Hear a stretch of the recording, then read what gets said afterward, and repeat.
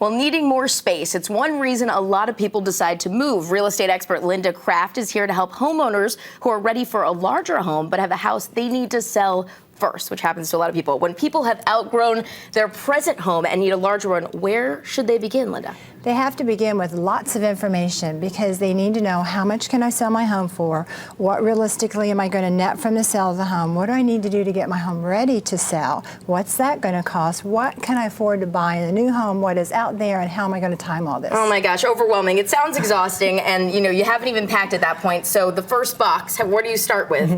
It really can be overwhelming because if you haven't had a lot of experience doing this, it's like putting a 6,000 piece puzzle together. Where do you begin? You got pieces that fit. It takes a lot of time. It's tedious.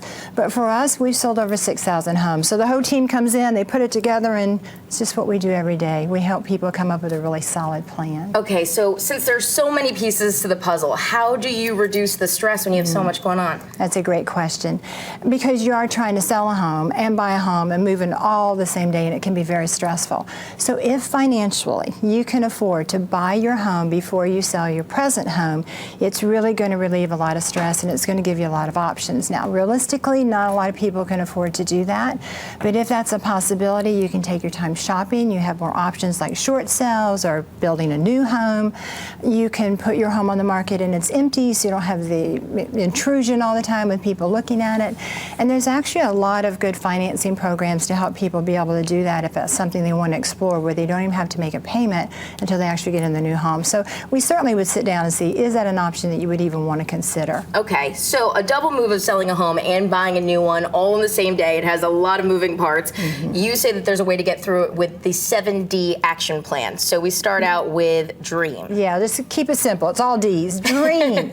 So one of the biggest stressors is when the husband and wife can't really get clear on what it is they want in a home. And so they've sold their home, they need to be somewhere in 30 days, and they just can't decide. So it's really important to dream about what you want in your home, get your wish list together, and I would involve the children too, because that's going to help them to have buy-in with that whole change. Okay, then you've got debt. We have a mortgage we got to pay off, so it's really important that we don't have any surprises with what we owe. So the first thing is contact your mortgage company and get your payoff. That way, when we calculate the numbers of what they're going to net from the sale, it's going to be accurate. Okay, and then you've got to decide. Well, you definitely have to decide who you want to represent you to sell your home. And you should interview a couple realtors, obviously, but you want to pick a realtor that really knows how to list and sell property. The buyer agent that you may have purchased your home from, probably a great person, great buyer agent, doesn't necessarily mean they know how to actually list property and sell it. It's a totally different transaction. Okay. And when you go to the internet, you see all kinds of questions that you should ask your agent on that interview. I don't think you get the right answer with any of those questions. So can I give you the two things I think you should ask? Sure, quickly, yes. Okay. What are they? The first is ask how many homes you currently have for sale. Yes. And then ask how many homes you actually have listed that are sold. Okay. Because that's going to tell you how current they are in today's market. And the higher the number, the better the chances are that your house is going to sell with that agent. Be determined. You got to determine how much money you can actually borrow on your next home. And so you want to talk to a good mortgage lender for that. Okay. Dig deeper. Moving cost.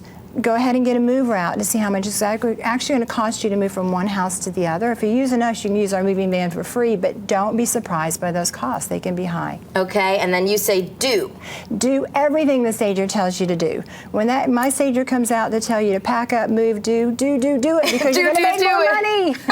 Okay, and then finally, you have don't. Don't forget to budget. When you're moving into a larger house, everything's going to go up. Your taxes, your insurance, your lawn maintenance, your utilities, and you got a bigger house, you got to buy more furniture. Right. So think of that through really clear so you're not house poor and miserable in the first year of your home buying experience as you're trying to adjust to this new budget. It should be a fun time and a stress-free time. A stress-free time, and that's a great way to put it because I know for a lot of people when they move, stress is at the highest level. So this definitely helps out. Thank you so much, Linda. You're welcome. All right, well, to learn more about our local housing market, visit the blog on lindacraft.com or call Linda Kraft and team realtors to receive a market analysis specific to your home area and price range. Coming up, a local man lost his leg because of diabetes, but with the help of a local company, he says he got his life back. We'll tell you his story up next.